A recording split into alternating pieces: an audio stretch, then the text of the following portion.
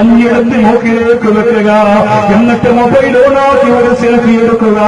അത് തമാശയല്ല ചെറുപ്പക്കാരാ. എന്നിട്ട് രാവിലെയും വൈകുന്നേരമൊക്കെ അത് നോക്കുക, അത് നോക്കിയിട്ട് കിടക്കുക, അത് നോക്കിയിട്ട് കിടക്കുക.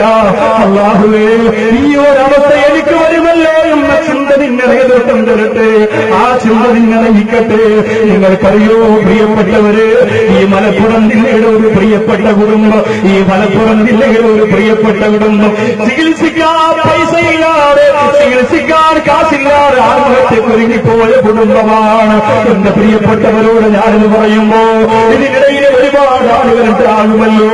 എന്റെ ഭർത്താവിന്റെ ക്യാൻസർ രോഗം ചികിത്സിക്കാൻ പൈസയില്ലാതെ ഭർത്താവിന്റെ കണ്ണീര് കണ്ടപ്പോ അത് RCCയിൽ വന്ന് വള്ളക്കടവ് പള്ളിയിൽ വന്ന് പിരിവിന് വന്ന് 650 രൂപ കിട്ടിയപ്പോ പൊട്ടിക്കിടന്നുകൊണ്ട് പറഞ്ഞു, ഉസ്താദേ, ഒരു ഗുളികയ്ക്ക് തികവില്ല ഉസ്താദേ, ഞാനും എന്റെ മക്കളും ആത്മഹത്യ ചെയ്യാൻ പോവുകയാണ് എന്ന് പറഞ്ഞിട്ട് പോയ പ്രിയപ്പെട്ട ഉമ്മ പോയിട്ട് സമാധാനം കിട്ടിയില്ല.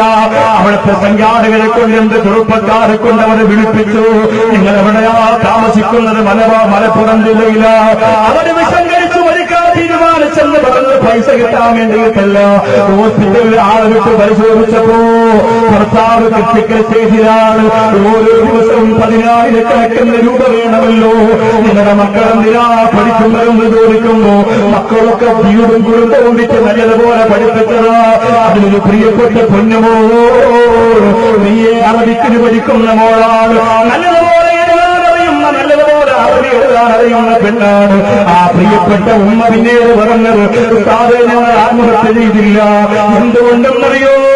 എന്റെ പ്രിയപ്പെട്ട പൊന്നുമോളെന്നോടൊരു കാര്യം പറഞ്ഞു ഉസ്താദേ, ആ കാര്യം കേട്ടപ്പോ ഞങ്ങൾക്ക് ആത്മഹത്യ ചെയ്യാൻ തോന്നിയില്ല. എന്തെന്നറിയോ?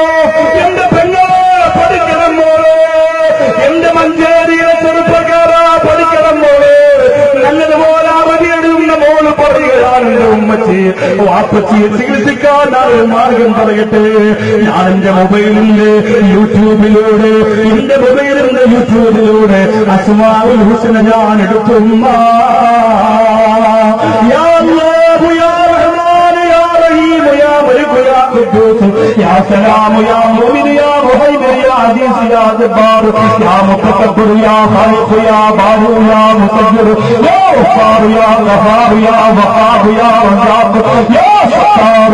അല്ലാഹുവിന്റെ 93 നാമങ്ങളെ ഞാൻ അതിലൂടെ കണ്ടു ഉമ്മ.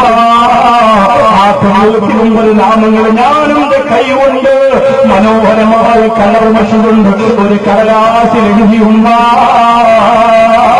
എന്റെ വാപ്പാട് ചികിത്സയ്ക്ക് വേണ്ടിയാണെന്ന് അടിയിൽ എഴുതിയിട്ട് അല്ലാഹുവിന്റെ 93 നാമങ്ങൾ എന്റെ കൈകൊണ്ട് എഴുതി വളരെ ഭംഗിയോടെ കളർ ചെയ്തിട്ട് അതിന്റെ കോപ്പി എടുത്തിട്ട് അല്ലാതെ പലയിടം കൊണ്ടുപോയി ഇരിക്കാവുന്ന മനസാക്ഷി മരവിച്ചു പോയവരുടെ മുമ്പിൽ നമുക്കിനി കൈനീട്ടുണ്ടാവുമ്മ.